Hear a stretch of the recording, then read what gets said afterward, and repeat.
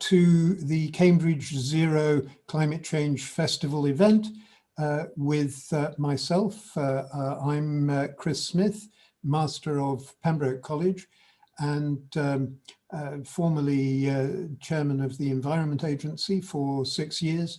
And I have been passionate about the environment and why it matters for the whole of my political and subsequent life. Joining with me are two wonderful colleagues, Fiona Reynolds, Dame Fiona Reynolds, Master of Emmanuel College, formerly Director General of the National Trust. And I have to say I am very proud of the fact that when I was very young, still in my 20s, I was a member of the Council for National Parks, and I sat on the interviewing committee that gave Fiona her first job working for the Council for National Parks. Joining us as well, Mike Rands, the new incoming Master of Darwin College, and until very recently, the Director of the Cambridge Conservation Initiative. Fiona and Mike, very, very warm welcome to you. I'm going to ask, first of all, Fiona to say a word or two of introduction, and then Mike, and then I will give a brief reflection or two as well, and we'll then throw things open for Q&A and discussion. For those of you who are in the webinar, please use the Q&A function, which is the tab at the bottom of your screen. And for those of you who are watching a streamed version on YouTube, you can use the live chat on YouTube in order to feed a question through as well. Without further ado, over to Fiona. Thank you, Chris. So why does the environment matter to us? I'm going to start by telling you a tiny bit about why the environment matters to me. And when I talk about the environment, actually, I'm going to focus on nature and beauty, because I think the word environment is a bit distant. It's a bit disconnected with people, whereas nature and beauty, and indeed history, is what's inspired me all my life. And that's what makes me passionate about the environment. So I had a free-range childhood, being dragged up mountains, down caves, round cathedrals, spending lots of time in the outdoors, in a family of geographers. And I always say geography is a great subject, only connect, think laterally, and it introduces you into thinking about the world that we live in. And the joy of studying geography here at Cambridge a long time ago was that I discovered you could actually think about working in a field that you are passionate about. And as Chris has already told you, my first job, astonishingly, was to become Secretary of the Council for National Parks at the tender age of 22, straight out of Cambridge.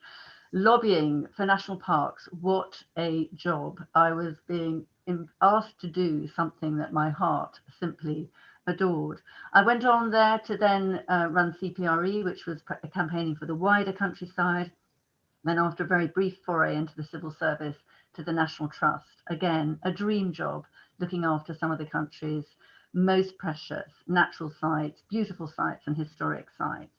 And since I've been at Emma, I haven't wasted a minute to think and write and indeed work more on these subjects, being involved in a couple of government reviews recently, one about national parks again, and one about the Dasgupta review on the economics of biodiversity. Sorry, my cat's just arrived. And I suppose I get the most inspiration from my 10-mile walks every morning up the River Cam. If you follow me on Twitter, you might see my morning sunrises, although it's getting a bit dark, because I continue to need and to be inspired by nature and beauty. So following that, why should the environment matter to us? And I suppose the fundamental question is that we need to understand that we are but a small part of nature. So much in public policy and current economics has assumed that we're somehow independent of nature and don't need to think about it other than as a nice to have. But when you realize things start going wrong, whether that's climate change or indeed the COVID crisis, it's because things have gone wrong with nature and the extent to which our interference in nature has caused massive problems for us. So the biggest issue for me in thinking about the environment in future is to make it matter, to make it count in the way that we think about public policy, interventions, think about economics. And one of the most fundamental questions is our short-term focus, using measures like GDP, which only focus on income and expenditure, don't have a balance sheet, and therefore we don't think about the long-term impact we're having on the world's natural resources. I think that COVID has helped us remember our place in nature, has made us be more humble, more respectful, more to admire nature more, and to realize that so many people are deprived of access to nature, and how difficult life is when you don't have the inspiration and joy that connection with nature brings. So my simple message at the end of all that is simply to say we've got to bring nature back to the centre of our lives, into our towns, into our cities, into our gardens, into the countryside, into the mainstream of education and learning for everybody, perhaps particularly our children, but let's not neglect everybody in this vision. As David Attenborough, that great hero we all have, says, we will only protect what we care about, and we'll only care about what we've experienced. So that for me is why the environment matters and why we all need to play a part in its future. Thank you. Thank you very much, Fiona. Mike Rands. Thank you, Chris, and thank you, Fiona. That was very special and very pertinent. As Chris hinted at, I guess, from my career, or introducing me, I'm a conservationist, a naturalist who trained as an environmental scientist and ecologist. And I've been lucky enough throughout my professional life to spend much of my time in the field studying wildlife and surrounded by people who care as much as I do and know a great deal more about the natural environment.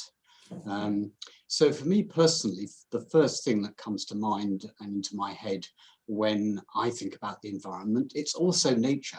It's the birds, it's the mammals, it's the fungi, even slime molds, which I discovered fairly recently in Thetford Forest, the plants, the invertebrates, and so on. And as I say, I've been lucky enough to spend a lot of my time in the field, so it might be the stunningly beautiful birds of paradise that I've seen in the forests of Papua New Guinea, or the massive herds of wildebeest, zebra, elephants, and so on in the Serengeti, the millions of tropical fish I've been lucky to swim with on coral reefs. But close, it might equally well be the hundreds of species of fungi you can now see in Thetford Forest, or the murmurations of thousands of starlings that you can see in nearby reedbed nature reserves just around Cambridge, or even the water vole and the copper beech and the kingfisher that you get in the Darwin College Gardens here. That for me is what the environment's about. And I get a great deal of happiness and pleasure from watching and listening to nature, and then to sharing those kind of encounters with family, friends, and indeed with strangers. However, I'm acutely aware that lots of people don't share that passion, if you like, for nature in its own right. However, for them, I'd suggest that nature, or biodiversity, as scientists often call it, and the so-called ecosystem services that are derived from nature, are even more important reason to care about the natural environment. Nature, through its ecological and evolutionary processes, sustains a whole lot of things. Fiona's already alluded to this: the air we breathe, the fresh water that we drink, the soils that we depend on for our own survival. It regulates the climate.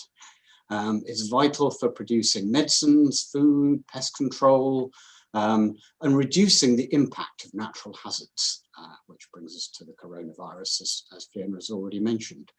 But a few statistics: 75% of global food crops, including many of the most important ones commercially, like coffee and cocoa and almonds, rely on animals for their pollination. And then, of course, there's all the non-material contributions that nature brings to us: inspiring art, music, literature, and so on. However, sadly, as many of you will know, nature is in deep trouble. We have managed, not deliberately, but as human beings, we have depleted a vast array of ecosystems and species. 75% of the land surface of the planet has now been altered to the detriment of nature. Over 85% of Europe's wetlands have been lost altogether, and over 60% of the UK's nature is now in decline. Human actions now threaten more species than with global extinction than has ever been the case before. And the science behind this is pretty good. We know why that's the case. We know that it's changes in the use of the land and the use of sea by people that has caused those declines. We know it's overexploitation, the illegal hunting and so on. We know it's climate change, we know it's pollution, and we know it's invasion of alien species that we have introduced to places where they don't naturally occur. All of those 5, if you like, main drivers of the loss of nature and the detriment to the natural environment we know, and we know there are underlying indirect causes of that. The way in which we produce and consume goods and services, the human population and its dynamics and the trends, the trade that we undertake, some of the technological innovations, not all of them, but some of them, and the way in which we choose to govern our society and our planet. So recently, there's been an international scientific study by a thing that goes by the wonderfully unfriendly name of the Intergovernmental Science Policy Platform on Biodiversity and Ecosystem Services. Not exactly something that trips off the tongue, but what it has done is demonstrate that nature is essential to achieving almost all of the UN Sustainable Development Goals. However, the UN has now estimated the current losses of biodiversity will undermine progress towards 80% of the targets for the SDGs, the Sustainable Development Goals, that relate to poverty, hunger, health, water, climate, oceans, and land. So nature really is fundamental to our own well-being and our own livelihoods and our future. I've been interested recently at looking at the World Economic Forum, which is doing a new nature economy series of reports. And there they report that human health, jobs, and a stable climate depend on nature, and that inaction puts trillions of dollars of the global economy at risk. They estimate that $44 trillion of economic value generation, that's over half the world's GDP apparently, is dependent on nature. And that a new nature economy, yet to be defined, I'm afraid, but nevertheless, it could generate up to $10 trillion in annual business value and create over 400 million jobs by 2030. So while for me personally, I'm passionate about the environment because I love nature, I also believe, from what I've just summarized there, it's really important for the future of the whole of humanity. Thank you. Thank you very much indeed, Mike. And I didn't study geography. I didn't learn about conservation. I studied English literature. And I want to start with a bit of poetry. I grew up loving poetry and also wandering the mountains of Scotland. And it's something that I've continued to do ever since. My absolutely favorite poet, it's the person I wrote my PhD thesis on, was William Wordsworth, who in many ways was the first great environmentalist. He understood better than almost anyone else the essential interdependence of humankind and the natural world. And in his very well-known poem, Lines Written a Few Miles Above Tintern Abbey, he wrote the following: "For I have learned to look on nature, not as in the hour of thoughtless youth, but hearing oftentimes the still sad music of humanity, nor harsh nor grating, though of ample power to chasten and subdue. And I have felt a presence that disturbs me with the joy of elevated thoughts, a sense sublime of something far more deeply interfused, whose dwelling is the light of setting suns, and the round ocean, and the living air, and the blue sky, and in the mind of man. A motion and a spirit that impels all thinking things, all objects of all thought, and rolls through all things. That, to me, says a huge amount about why the environment matters, why the natural world matters, and how it, in developing our relationship with nature, it is something that feeds deep into all our souls. I often think if you talk to people about the environment, or indeed ecosystem services, or even climate change, very often people's eyes will glaze over and you will have lost your audience before you started. If, however, you talk with them about their own little bit of environment, about the river that runs at the bottom of the street, about the trees that they look out at from their bedroom window, about the walks that they take through the meadows and through green space. If you talk to them about that, then they will get really passionate and engaged and interested and exercised about what is happening to it and how we are treating it. And one of the things that we all need to learn, I think, is how to link that passion with the local environment, the bits of nature that really, really matter to all of us, to link that with the much broader international issues about how we can and should be protecting this natural world infinitely better than we have managed to do up to now. Some opening thoughts from all of us. Questions now beginning to come in the Q&A. Please do put questions and comments in there. The first from Rubab Fatima. Can we save our environment and nature by recycling? Who wants to have a first go at this? Well, I'll kick off, Chris. We must recycle in order to save our environment, but it's probably one of those things that it's necessary but not sufficient. We have to do more than that. There's a lot of literature now around the idea of a circular economy where everything we use as many times as we possibly can, from raw materials through to minerals, through to, you know, all of the kind of stuff that we all depend on. And I suppose the most evil thing that we all recognize in our lives at the moment is the single-use plastic, which, thank heaven, we are beginning to get a handle on, although only beginning. So yes, we must recycle, and it's not just about recycling, you know, our household waste, important though that is. It's about recycling in the deepest possible sense of our whole economy. But I would make the point about nature, is that nature is the most brilliant recycler there ever was. And nature has this incredible regenerative capacity.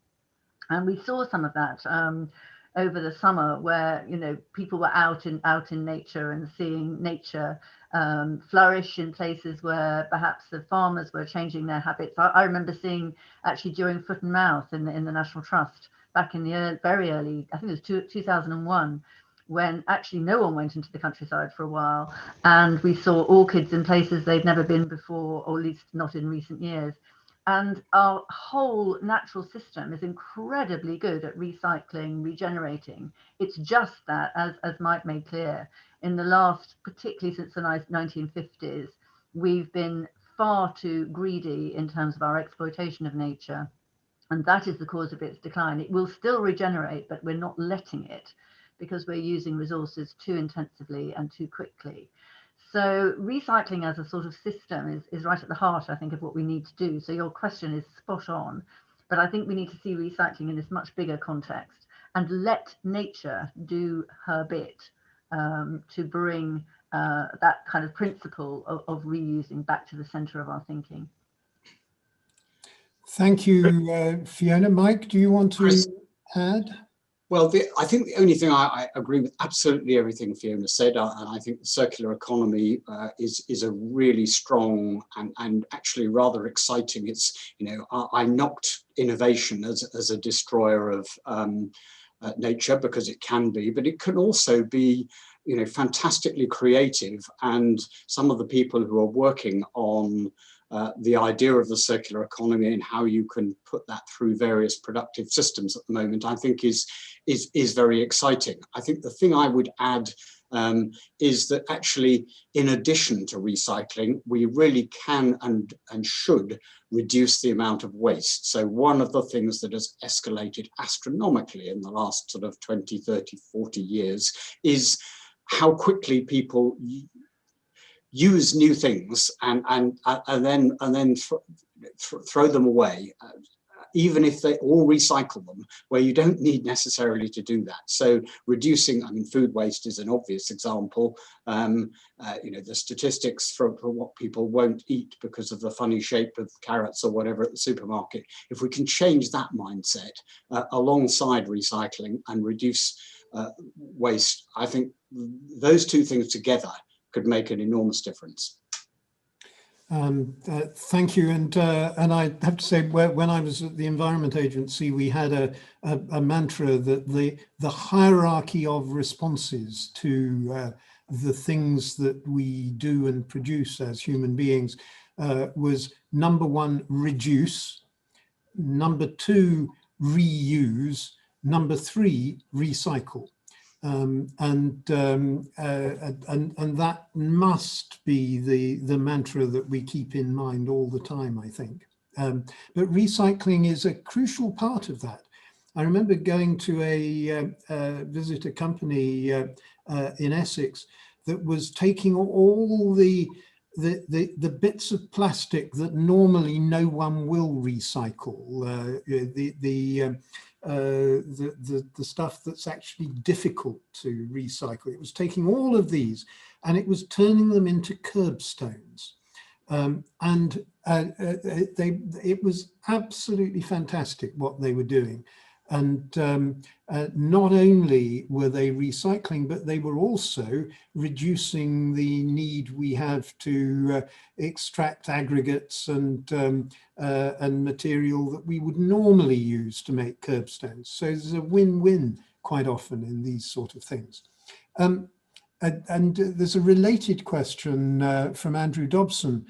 How can we persuade people to change their consumption habits in travel, energy use, food choice, etc.? Do you think this is the best hope we have of doing less damage to the environment? So perhaps shall I start on that one, Yeah. Chris? So I think we have to persuade people by a very positive narrative. I think one of the problems that the environmental movement has suffered from in the past is telling people not to do things all the time, and that's seen as a rather negative message. So maybe when you spoke, Chris, you spoke very eloquently about literature and emotionally reconnecting people to nature. I spoke rather more with the doom and gloom of the sort of what the science is telling us. And what I think we need to do is sort of match those two things so that we give people a pathway so that they can do things differently. And you know, an obvious thing is eating less meat, but rather than talk about don't eat less meat, talk about eating more plant-based foods, which actually can be just as nice. They can even be made to taste like meat if that's what people want. But I think it's finding positive ways of encouraging people to do new things, to do things differently, and that way we will get consumption patterns to change and people's lifestyles to change. And again, if I can pick up on Fiona's point about COVID, There's no doubt that when people couldn't travel and when people were having to work from home but only go out for local exercise, lots of people were saying how nice it was. There wasn't traffic on the roads, how much nature was coming back into people's gardens, or they could go and see it by going out for local walks that they'd never done before. That was a very positive thing about what was a really rather awful situation. And I think those are the sort of lessons we should learn from as a way of, because it is going to be about changing behavior, and it's going to be about doing it incrementally, but then at scale. Fiona, any thoughts? Well, just to agree with all of that, but just to add a bit of a note of provocation. I mean, when I started my job at CNP, Chris, people could still smoke on the tube. They often didn't wear seatbelts. And, you know, we changed the regulatory environment we work in response to both need and public pressure. And it seems to me at the moment, we're at a pivotal point where we're trying to work out actually how we make progress fast enough, because there are some, and the statistics you gave, Mike, are terrifying. The climate statistics are also terrifying. And whether we actually need to be a bit tougher than, you know, than the balance, the lovely balance that you recommended, I think is a moot point. I mean, farmers, for example, you know, actually both respond to incentives. So again, when I started my first job, they were still being paid to dig out ponds and pull out hedgerows, and then they were paid eventually to put hedgerows back, but not at a scale and a level that will lead to nature recovery at the moment. So, you know, we can use the incentive system to make a big difference to the way people operate and live their lives. And maybe we will need to introduce a regulatory environment that is more balanced in favour of nature and the environment. I suspect, you know, next year's climate change conference in Glasgow, we're going to see the whole world focusing on whether we're doing enough to get to net zero by 2050 or earlier, which is really what we need to do. And I suspect there'll be a mix of tools. Yes, positive stuff, yes, incentives, but regulation has its part to play. And one thought that occurs to me as well is one of the ways in which we can assist people to change behavior is by making it easy for them to do so.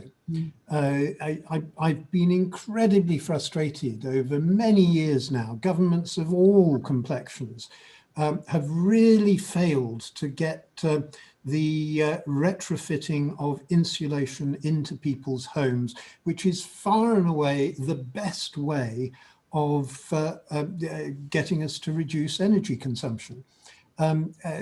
We've had program after program after program that has purported to change the whole way in which we do this.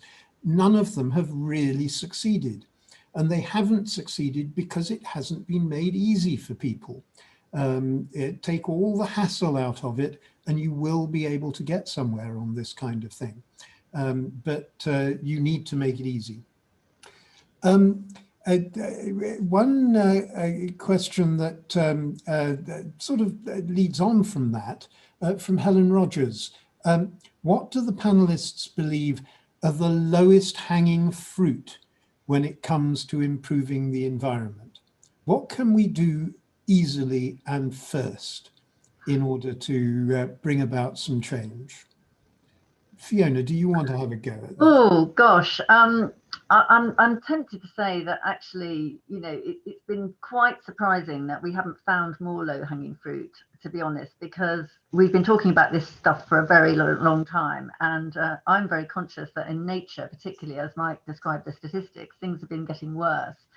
10 years ago, the government made a pledge in a white paper to ensure that nature was in a better state than we found it and inherited it. 10 years on, we still haven't turned that corner. So the low-hanging fruit are not that easy to find. But I mean, for me, actually, I think, and talking about nature specifically, one of the areas which I think is beginning to happen is actually to get citizen engagement in nature. You know, in your garden, make sure you've got flowers for butterflies, bees and pollinators, and actually make that something that's sort of national movement. And I think we're beginning to see exciting things happen there. I think the changes to agricultural policy ought to be low-hanging fruit, because we've said we're only going to pay farmers to deliver public goods rather than simply to farm.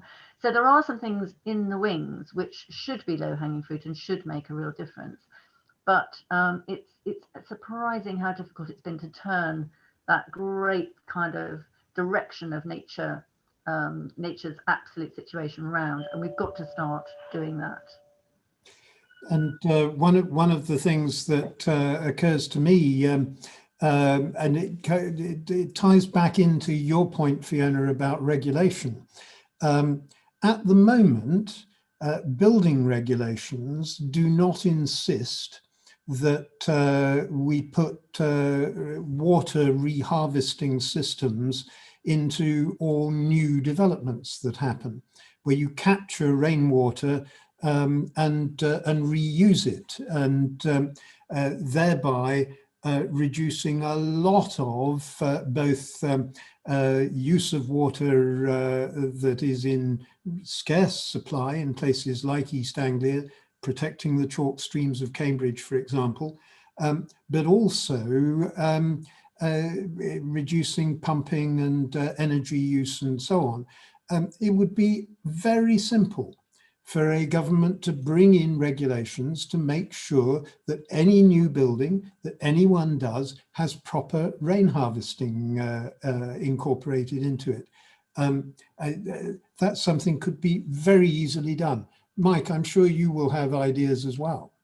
Well, I've got a few. I agree with Fiona, it's surprisingly difficult. And whilst I too believe regulation and legislation are really important, both at a national, local and international level, they are quite slow and often quite sort of cumbersome to put in place. And then, as you were just saying, Chris, often complex in their implementation. So that's not very exciting and inspiring for people, but it's nevertheless necessary to have that on top of.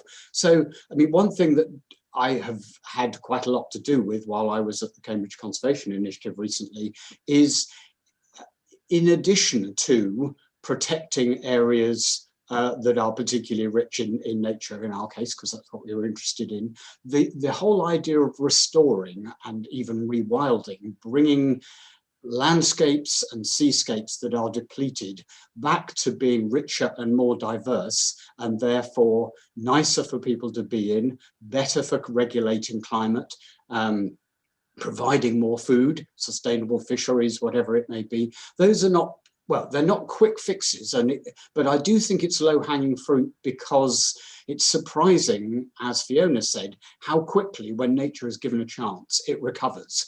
So, you know, forests take longer than wetlands, for example, to regrow versus re-wetting. But within 10, 20 years, you can recreate, as has happened in this country. A number of conservation organisations have restored and recreated wetland habitats, with a result that we've had a rise in some of the species that were in decline. And that restoration agenda is attractive, both because there's a very positive narrative to it, and it's bringing things back rather than slowing the rates of decline. So I think that is something that I would, it's a sort of low-hanging fruit to me anyway. And then the second one that I would sort of build on from that is, if we could make it easier for governments, companies, individual citizens to respond to all the multitude of requirements that they have under different laws or different regulations. I mean, if you think of what will hopefully the Paris Climate Accord, climate change outcome, and what we hope will come out of Glasgow, and then you have a similar process going on for biodiversity, a set of targets and goals and so on. You have another set for food, a different set for aid and trade and so on.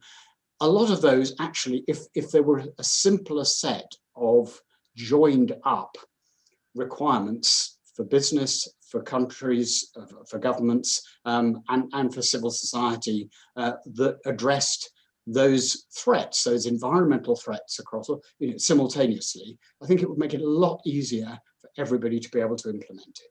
Easy to say, hard to do, I know. Yeah. And a very interesting question from Hannah Patrick. Large multinationals are often perceived as having more power than governments. Why should they care about the environment and how can we influence them to change? Well, I think, shall I begin on that one? Yes, why don't you have a go first?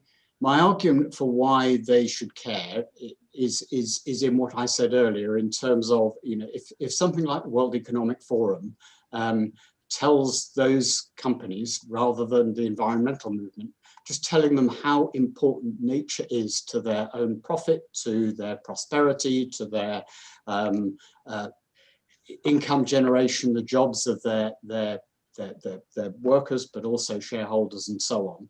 I think, and I have seen this at the World Economic Forum, the people who run those companies are genuine. I mean, they're concerned because they don't want to destroy the environment. That's not something that they're out to do intrinsically, and nor do they, if they do destroy it, it is ultimately going to destroy their own businesses. So I agree with the questioner that they are in many cases more powerful than many governments.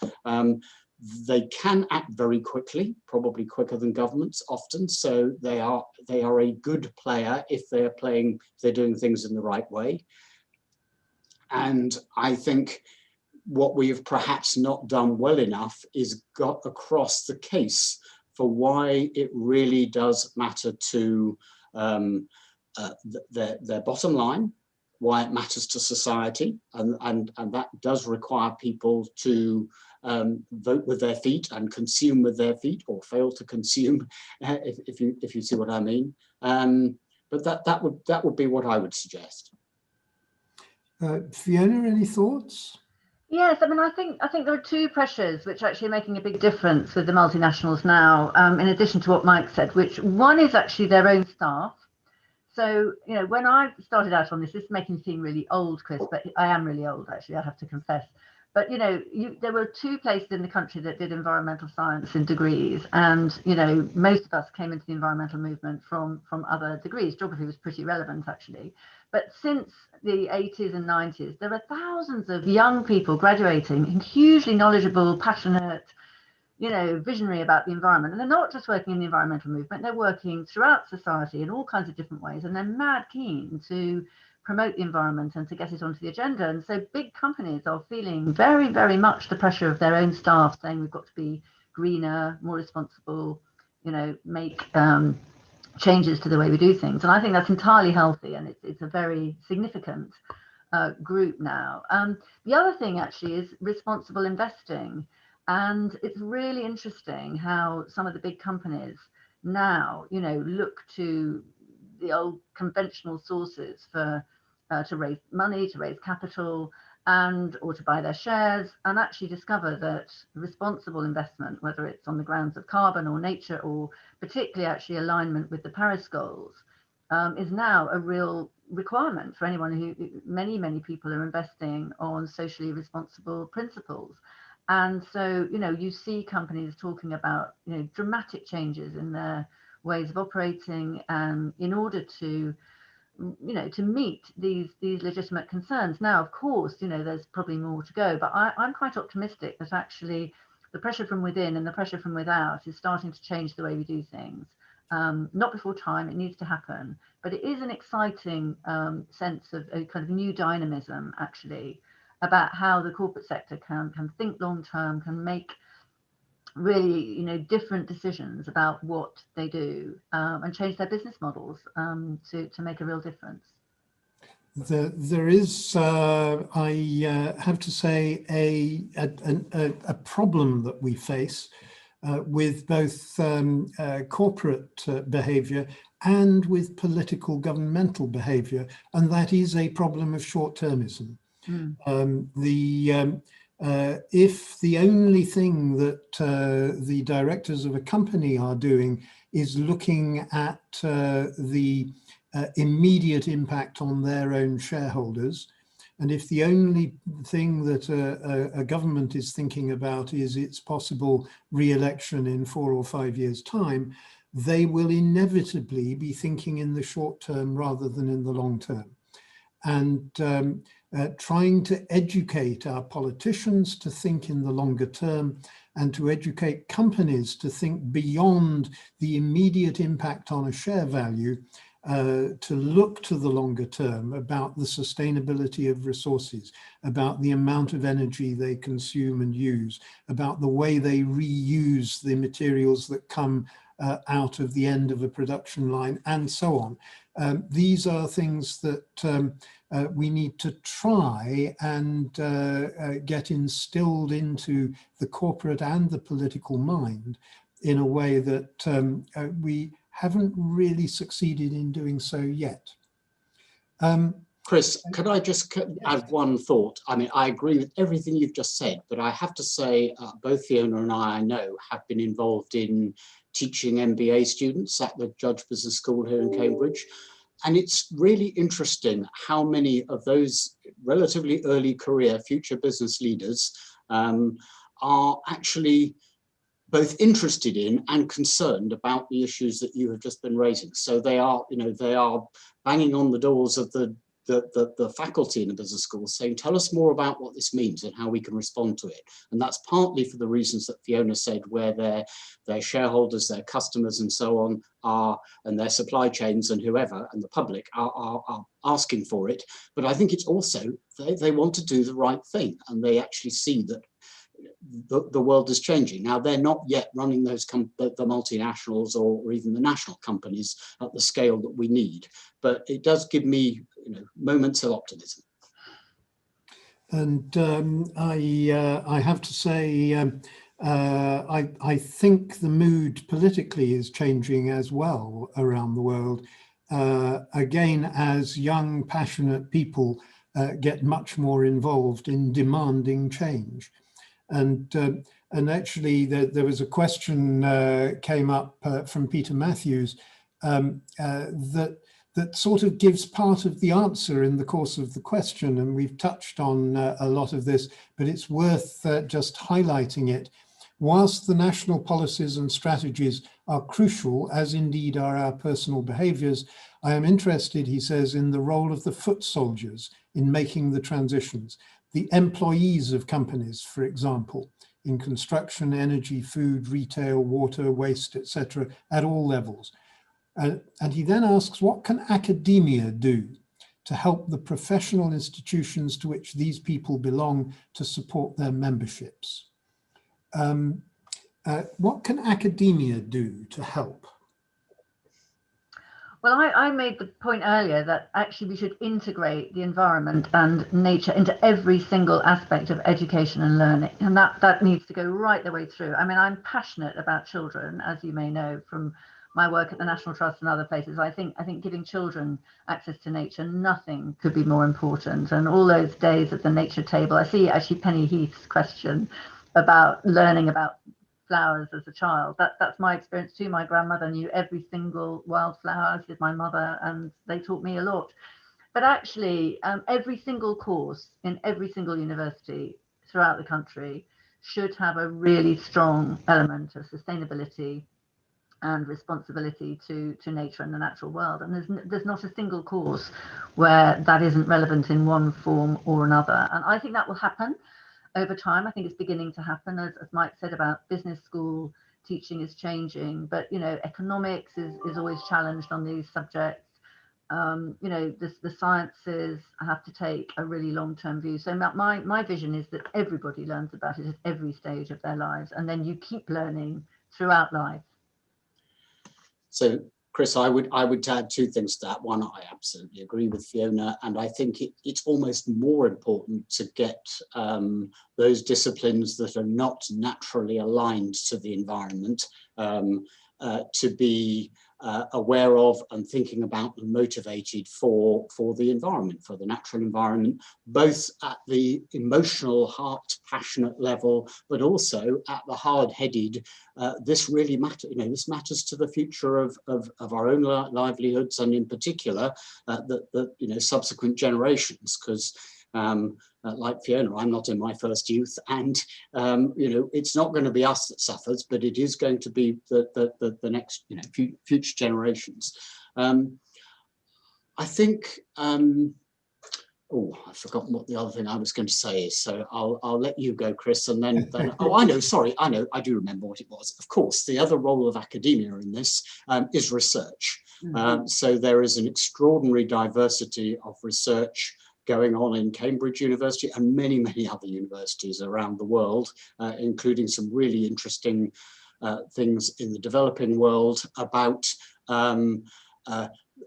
the importance of the environment, the threats to the environment. We know a lot of the problems, as I indicated in my opening remarks, and we do actually know, an awful lot of the solutions, but it's easy to say what those solutions are. The implementation of them is phenomenally complicated in many cases, and it requires disciplines working together and across disciplines. It's fine for biologists to say, oh, we know how to save species X or habitat Y, but actually if what that requires is political change, behavior change, social dimensions that biologists will not necessarily know about, you need to bring the academics, the scholars who work on those in right at the beginning of actually working out what a solution, so to speak, might be for such things. And I think universities are actually getting better and better at doing interdisciplinary research. It is hard, it is not naturally funded because funding tends to be split by disciplines, and different disciplines speak different languages to each other. I don't mean in the sense of national languages, but I mean the ways in which they go about things. So that's challenging. I must give a plug here, just so the thing that I used to work for, the Cambridge Conservation Initiative, has been quite an exciting thing that this university has done, because it has brought together academics across disciplines with a whole bunch of conservation organizations who do the practice and try and lobby for or influence or inform policy. And so they're at the sort of coalface of trying to bring about change with society and governments in a way that academia often aren't. But when you bring the two together, it's really productive and exciting to see the way in which they generate new thinking, new ideas, and new ways in which things can be implemented to make a difference. I have to say you're absolutely right that interdisciplinarity is key to making academic progress on this. We hosted a really interesting workshop in Pembroke back in December, which was all about the fate of the salmon, and we brought together people who were engaged in work on the quality of rivers. We brought together people who were engaged on the challenges facing wild salmon. We brought together people who were expert in the poetry of Ted Hughes, who wrote about salmon. And in the same room, we had geographers, biologists, ecologists, and literary scholars. It was an incredibly productive and really interesting occasion. We need to do more of that sort of thing, I think. Absolutely. Now, two questions that are sort of related in a way. From David Rogers, we hear a lot about nature being traded for a certain level of development, and that nature will not be saved in one place unless development is allowed elsewhere. Comments, please. And then immediately next to it, a question from Bethany Davis. Do you think high-income countries should pay low-income countries for the global environmental damage they have caused, allowing these countries to leapfrog destructive industrialization towards greener economies? So do we allow development in some places and not in others? Do we trade possibilities? And do the developed world help the less developed world to leapfrog? Any thoughts? Fiona. I'll come in first, and I mean, we already do have a very long tradition of developed nations helping, and there are different qualitative judgments on how helpful it's always been less developed countries. I mean, the Rio Earth Summit in 1992, which I was very involved with, was you know, an introduction of a very significant flows of resource from the north to the south to help developing countries to develop sustainably. I wouldn't say those efforts have always been successful, because large amounts of money have also gone into developing countries to put in new infrastructure and to make, you know, very significant investment in the economy, which has been very often bigger than investment in nature and sustainability. But nevertheless, there is well established, and actually, you know, our own DFID, before it was merged into the Foreign Office, had a lot of very, very good work on looking at sustainable development, helping indigenous communities. Actually, quite a lot of effort goes into supporting women in developing countries to set up micro businesses, which can be very sustainable and successful, and actually very, very good for you know, multi-purpose kind of sustainable development. So there is a track record there. Whether it's enough and whether it, as I say, matches flows of money which end up not helping sustainability is a big question. So I think that work will remain.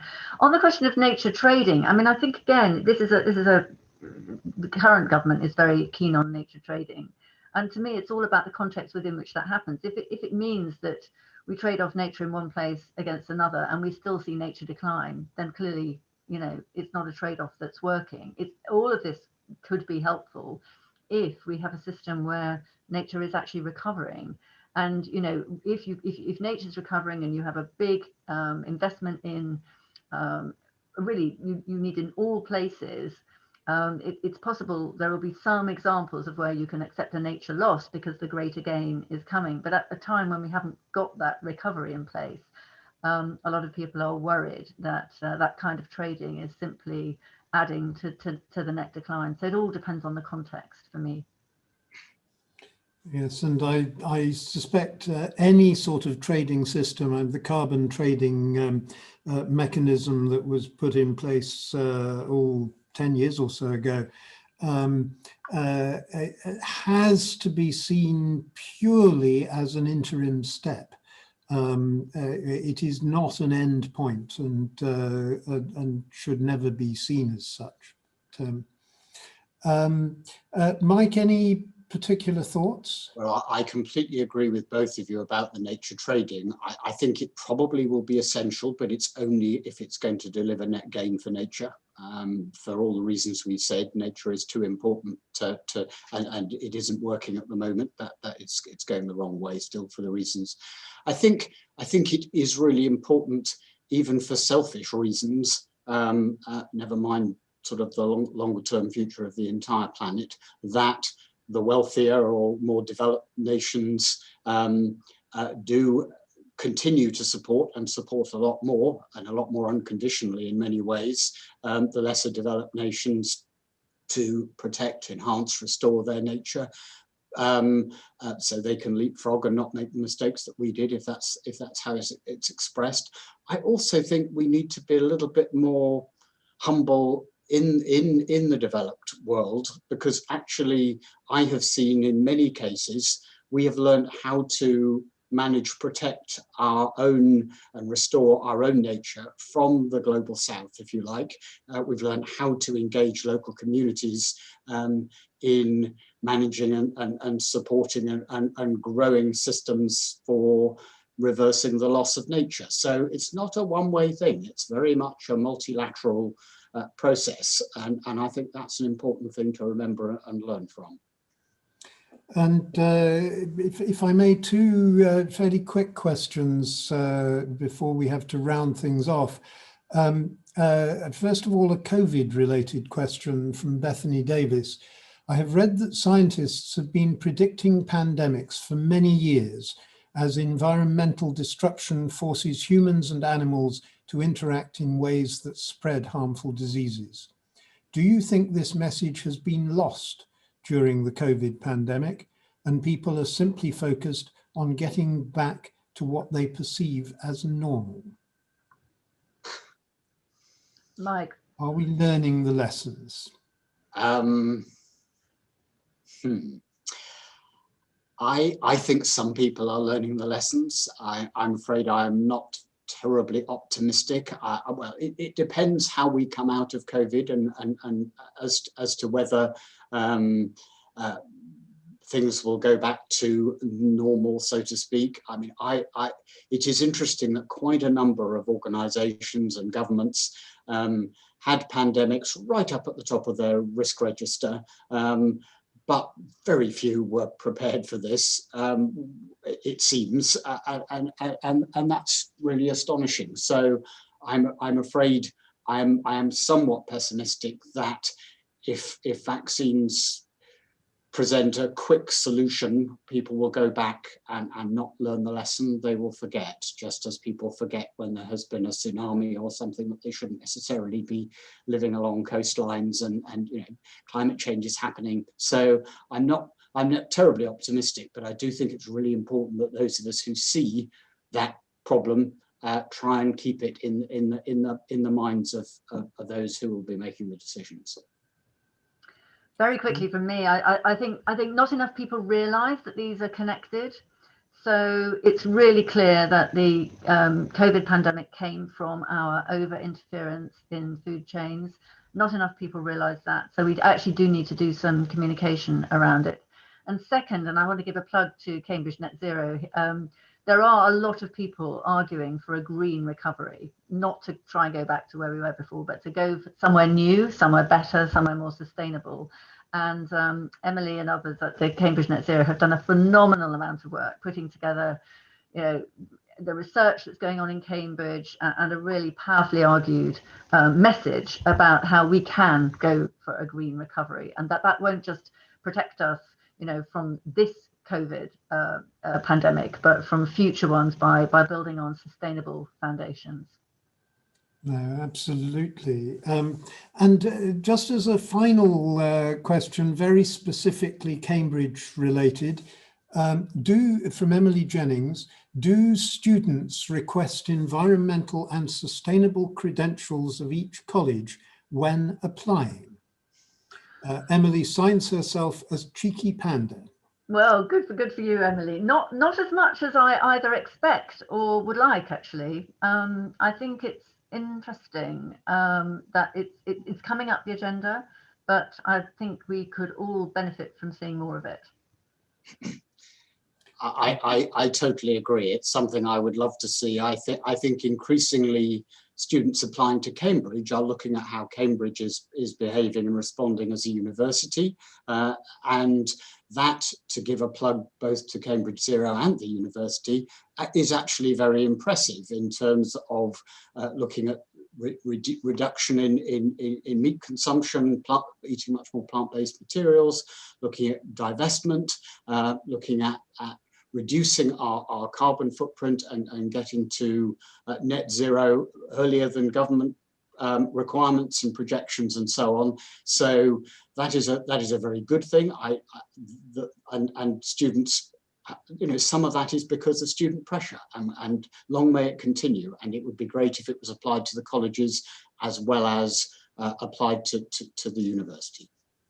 And I think one of the things that I've certainly noticed is that students, once they get here, become increasingly engaged in these sorts of issues and want to know what their college is doing, whether it's in terms of food packaging and presentation or the sustainability of the May Ball or whatever.